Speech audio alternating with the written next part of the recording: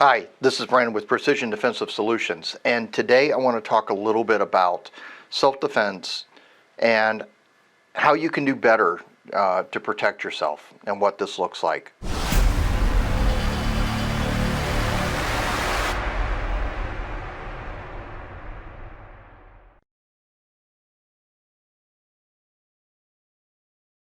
So let's talk about the mindset of self-defense a little bit and why people get into it. A lot of times, before somebody's actually become a victim of violent crime, or any crime of that matter, not necessarily violent, a lot of people have the attitude of, it's never going to happen to me, so why do I need to train? Why do I need to learn these things? Well, the unfortunate thing is, with that mindset, is usually when something bad happens. And when you've got that mindset, it changes the way you carry yourself. And it signals to criminals that, hey, this person's a potential victim. This may be an easy target, and unfortunately, criminals are great at reading body language. So we need to change our mindset. And I think a lot of that starts with awareness. And we talk about situational awareness in the self-defense world all the time, and I don't think that's perfectly clear. I think we need to think more environmental. And as much as I'd like to say that that term was mine, it's not. But I really like describing it as environmental awareness more than situational. Pay attention to what's around you. Pay attention to your environment. If you're following somebody that you don't know, what kind of car are they driving? What color is it? Those kinds of things. Not just whether it's a car or an SUV, but what color, what make was it, and look for those things. That's part of environmental awareness. When you go to the gas station, where you stand when you pump your gas, so that you can see more of what's around you. That's awareness. Getting off your phone, whether you're walking through the mall or you're pumping gas, which, by the way, you're not even supposed to be on your phone when you're pumping gas anyway. So you people that do that, stop that. Those kinds of things. When you're walking through the grocery store or Walmart or Target or wherever you shop, paying attention to who's around you. Are the same people following you? Or are they going different directions? Are they doing their own thing? Are they doing things that are normal? And those are things that we need to think about. But also, what is your willingness to defend yourself and your ability? And we're going to talk a little bit more about ability here in a little bit. But what is your willingness to do it? What is it going to take for you to stand up and protect yourself and not just, others? Because you are valuable too, and if you're not there for your family, who's going to be? So those are things that you have to think about with your mindset in self-defense. Don't think about it as after something happens. Think about the preventative. When we talk about preventative, there's so many things that we can do to change that.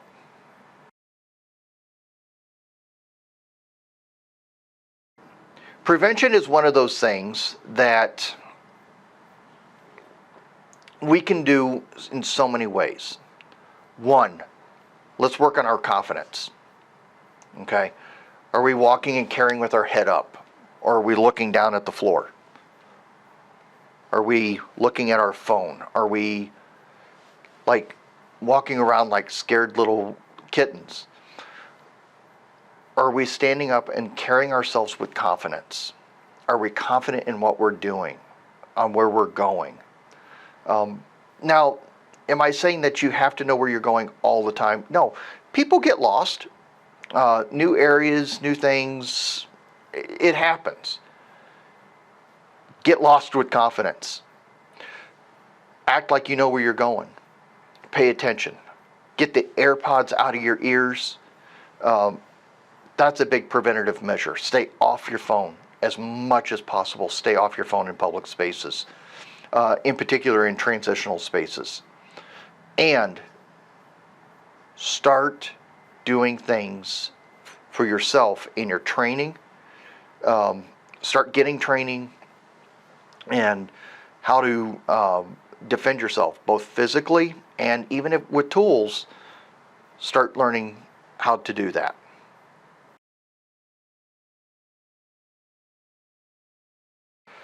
So let's get into training.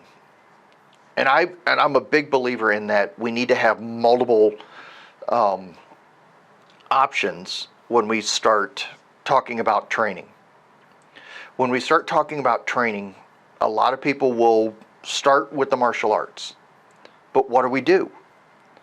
Do we go do Brazilian Jiu-Jitsu because that's the new fad lately because of UFC, or do we do MMA, or do we do traditional martial arts? Well, let me talk a little bit about the difference between traditional martial arts and sport martial arts. And a lot of times people who do sport things try to relate that to reality training. This happens a lot in the BJJ and the MMA communities, but it also happens a whole lot in the traditional martial arts communities. And it's disgusting to me, because I think that instructors are selling something and billing it as it's real and it works in real life, when in reality it really doesn't. So what's better, traditional or MMA or BJJ? Well, let me talk about traditional martial arts the way that I teach traditional martial arts, the way that it was meant to be taught, which is as a life protection art, which means that things that you do aren't for tournament flash. They're not for points. They're not for trophies. They're literally there to save your life. The unfortunate thing is, in a lot of traditional schools anymore, a lot of the instructors that are teaching it now never learned it. They didn't take the time to learn it. They jumped styles. For whatever reason, they didn't get the depth of their art. And that's unfortunate, because now they're passing that same stuff onto their students. Traditional Okinawan karate, as an example, is more than block, kick, strike type approach. We have the blocking and the kicking, the striking techniques, but we also have the joint locking and the throws and the takedowns and stuff that was originally in traditional karate. And it was lost somewhere along the line. Either watered down on purpose because they wanted to commercialize it and sell it, or it was never taught, or a combination thereof. But here's the thing too. There is ground defense in traditional Okinawan karate, not just Brazilian Jiu-Jitsu. And to be honest with you, I'm going to be very clear and I'm going to be very blunt about it.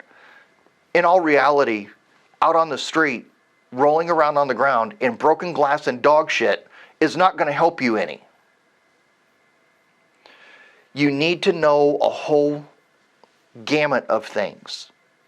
You need to be able to get up off the ground quickly to be able to defend yourself. Remember, we're not in a ring. We're not in an octagon where it's one-on-one. In a real life situation, the likelihood is there's more than one threat. And if you're rolling around on the ground with some guy's buddy, his buddy's going to stomp your head in. And if you think that's wrong, sorry. That is the reality of it. And we need to stop thinking that what we see in the ring is the same as what's on the street. If you want to do martial arts for sport, great. But be honest with yourself. Do it for sport. Do it for health. Do it for stress relief. Do it for whatever reason. But don't then look at it and go, well, what I'm doing is for self-defense too.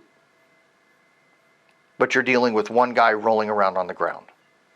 The other thing is too, with Brazilian Jiu-Jitsu, a lot of those matches end with submissions. joint locks or choking type techniques.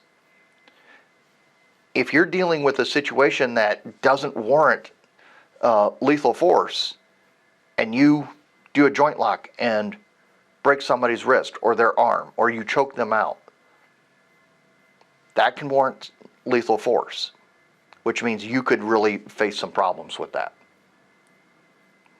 Now, let me also address these quick self-defense workshops that I'm seeing sheriff's offices do, prosecution offices do.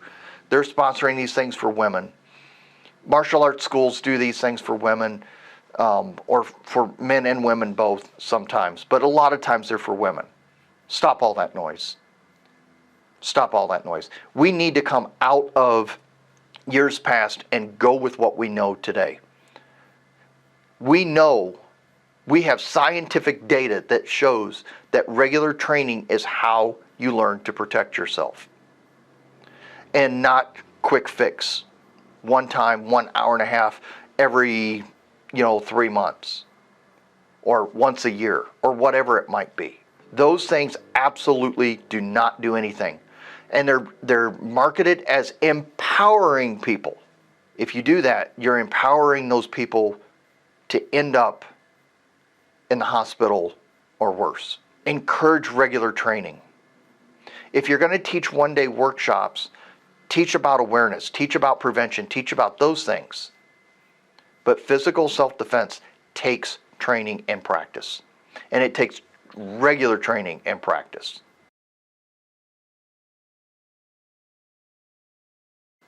So I said earlier that I'm a big believer in having multiple tools in the toolbox. And I am. If you're training empty hand skills, make sure you have a good striking game, a good grappling game, both standing and ground. Ground, enough to get up on your feet. Does every fight go to the ground? No. Does it have to go to the ground? No. A lot of times it goes to the ground because people don't know how to defend against somebody that is a wrestler or wants to tackle you or something like that, or tries to drag you to the ground. They don't know how to do that. You need to train to protect yourself as a whole, and you need to learn to deal with those types of situations, not just somebody trying to punch you in the face. The step back and traditional method of step back, prep, get the signal and go, that's very basic training. Very, very basic. Okay? At some point, it needs to be random. And it needs to go from a standing natural position, hands down, hands up, and different positions to learn to defend from it. From straight punches, from jabs, from hooks, from grabs, from chokes, from bear hugs, from all these things, and you need to be able to learn how to do that. Good. Find a school that can teach you that. Awesome. Let's take a next step. What about an OC spray or a pepper spray? So yet again, in a class recently, somebody asked me about using wasp spray. Do not use anything that is chemical based for self-defense. If it is meant for wasps or bees or bears, that's what it's meant for. Do not use anything that is chemical based for your self-defense. If it's chemical based, it can cause serious bodily harm, and that warrants lethal force according to the law. Do not do that. A purpose-built OC spray, which we recommend POM, and we actually carry it and have it available to our students. And to be honest with you, we give away more POM than we sell by a lot. Why? Because we believe in the product. It's something that I think works quite well. I've seen people sprayed with it. I have felt it myself. It's miserable. What a great barrier. What a great standoff tool to give you time to get away. If you don't have to go hands-on with somebody that's a potential threat, great. That's a great tool. But there's two brands of OC that I would recommend. Again, Palm or Saber Red. But I like the Palm a lot more, partially because of the way it's packaged. You're not accidentally going to flip the switch and set it off in your pocket, which I've heard of people doing. If you so choose, I'm an advocate for everyone who is legally able to carry a firearm for self-defense.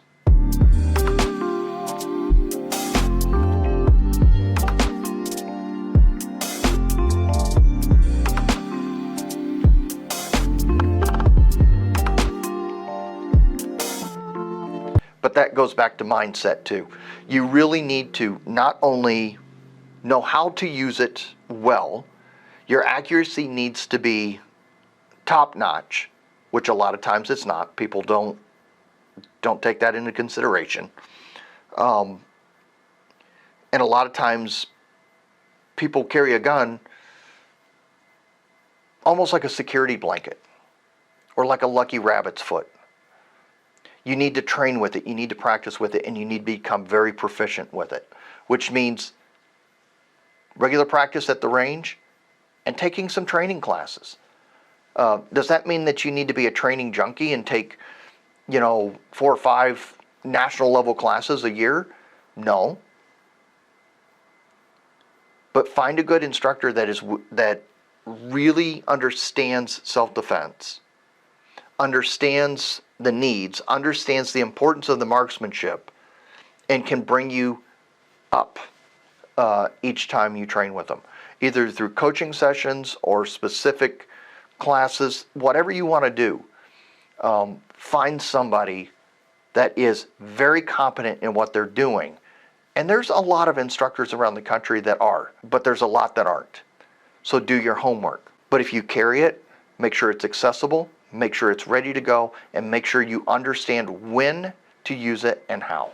And the last tool I'm going to talk about, though it's last, it's definitely not least, is having the ability and know-how to do effective de-escalation techniques.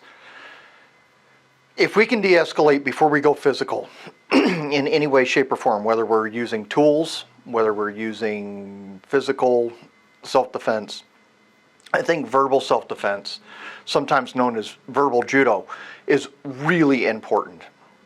If we can avoid injuring another person, even though they're attacking us, great. However, it's not a guarantee, and we have to understand that. However, having that tool in the toolbox is really important too. So I hope this really helps you out. I know this was kind of a long one, but I think it's important information to know. Take care, everybody. Be safe. We'll talk to you soon.